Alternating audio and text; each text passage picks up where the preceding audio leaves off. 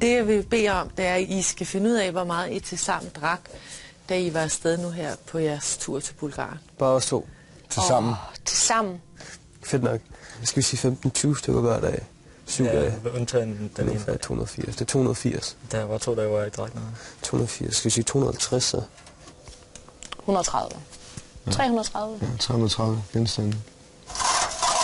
Faktum er, at de unge på Roskilde og i Bulgarien er fælles om at drikke intensivt mange dage i træk. Maria og Alexander drikker 330 genstande til sammen på 10 dage. Kasper og Alexander drikker 250 genstande på 7 dage. I gennemsnit drikker de 4 unge hver mere end 15 genstande dagligt. Altså, det er jo så sammen. Så det er jo under halvdelen, jeg drikker. Ja, tak. Jeg synes faktisk ikke, det er sådan helt vildt. Nej, men nu har vi på... Ja, Jeg tænker på, det er 10 dage. Ja, det synes jeg heller ikke.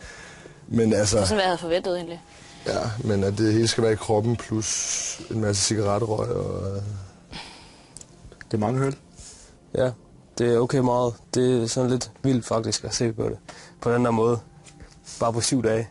Og selvom vi har været 2 om det, så ser det stadigvæk vildt ud, synes jeg. Det er beundringsværdigt, at kroppen kan tage så meget, synes jeg.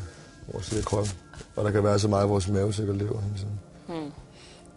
Heldigvis er vi ikke de eneste, der gør det jo. Så det er sådan... De 4 unge er ikke enestående. Danske unge har i flere år haft rekorden som de unge i Europa, der drikker mest.